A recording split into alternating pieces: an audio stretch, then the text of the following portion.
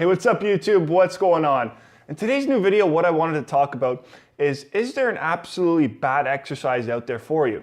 Now, in my personal opinion, I don't believe there's an absolutely bad exercise out there for somebody. I think the problem occurs is the context that we're prescribing exercise to certain individuals, and the context may not be appropriate for that individual. But also we have to consider the technique during that exercise, the load of resistance being applied, and the training volume. So what's the sets, repetitions, the frequency per week or frequency per month that they're performing that exercise.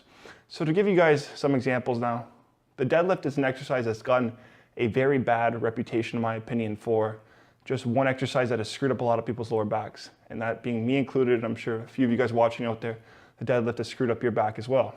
Now, the problem with saying that the deadlift is a bad exercise is it's not exactly true. Rather, in my case, my technique was poor, it was awful. Plus, I was lifting a lot of load. So when you combine poor technique with a lot of load, that is how an injury is created, such as a disc herniation. Now, when we talk about the context too of an exercise, guys, if you're prescribing sit-ups to a hockey player, which I don't believe sit-ups should ever be prescribed to hockey players, because repeated sit-ups, doing a high volume of them, are what is going to create a disc herniation. It's that repeated flexion. And if we add load to that too, that's just going to significantly increase the onset of the chance of a herniation happening. But when we look at a sport like hockey, where we have a lot of flexion involved, whether that's when we're shooting or just being on the bench, being bent over, or when we're tying our skates, or maybe when we're carrying a hockey bag, and then you could also combine just with maybe poor sitting postures on a daily basis. Prescribing an exercise such as a sit-up to a hockey athlete, in my opinion, is very problematic, and it's just not good exercise prescription, because we may just be further putting one at a greater risk for a disc herniation. And hockey is a sport where the disc herniation is a common injury among a lot of athletes in the sport of hockey, me being included, just being one of them. But if you look at a lot of professional hockey players, from Zach Parise, Marian Hossa, Ilya Kovalchuk, just to name a few, they're individuals that have suffered disc herniation. So prescribing a sit-up to a hockey player is not the best practice in my opinion, and I would even argue the same thing to basketball and to even a sport like mixed martial arts as well.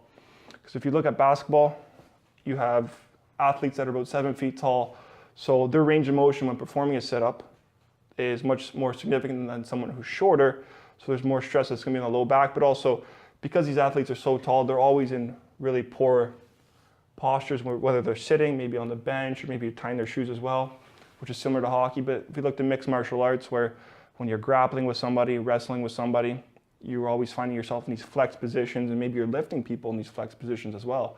So going to perform sit-ups, in my opinion, is just not good exercise prescription for that individual if we're looking to maintain the longevity of their career and prevent a future injury. And rather, performing exercises such as planks or side planks would be better, because we're keeping the spine in neutral, we're still enhancing performance, but we're not creating that same stress on the low back for the disc specifically.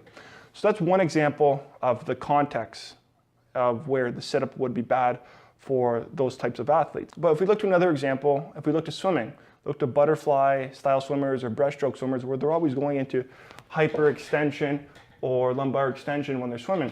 So prescribing an exercise such as the Superman, which we know that imposes about 6,000 newtons of compressive force onto the lumbar spine, combine that with all the lumbar extension, hyperextension, probably not the best thing to be doing, and you could be putting one at a greater onset for maybe some degenerative changes of the lumbar spine, specifically maybe a stress fracture or a pars fracture specifically for that individual. So there's where context comes into play and why that exercise would be inappropriate for that type of individual. So we see the context is playing a key role here. It's not specifically the exercise, it's just the context and with the athletes that we're using them. Now obviously technique is critical, and this needs to be near perfect for athletes or for anyone when performing an exercise, specifically as they load up, because if they break technique under load, that is just a recipe for disaster. But also the training volume is very important as well. What is the volume? Are we doing high volume work, low volume work? How often are we performing these certain exercises? Because if we're performing sit-ups every day, if we're doing 100 sit-ups every day, then it's just a matter of time until one may herniate a disc. Now obviously there's other factors that are at play here, including genetics and the shape of one's spine or the shape of their discs, but it's just not good practice to be performing that much volume of that exercise for that individual. And so the point being with this whole video, guys, and what I'm trying to explain and get across is that context matters. There isn't an absolutely bad exercise out there. It's just the context that we're prescribing exercises for certain individuals. For example, someone with a disc herniation is not going to be performing sit-ups. It's just, you're going to make their injury worse. But also we have to look to the training volume. We have to look to the load and resistance applied. We have to look at the frequency of their training per week. What's their rest like? What's the recovery like? All these factors need to be considered as well, because if we're performing too much or if we're overtraining an individual, that's how an injury is going to occur.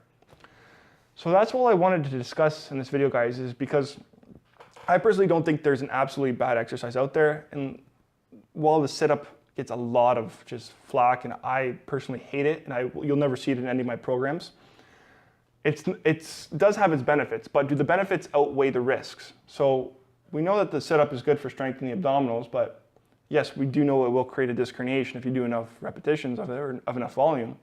But we also look at the context. Now, I personally work with people with lower back problems, or I work with athletes. And so the sit-up, just in my opinion, is not a good exercise to be using with these individuals. And that's why I do not incorporate it with their programs.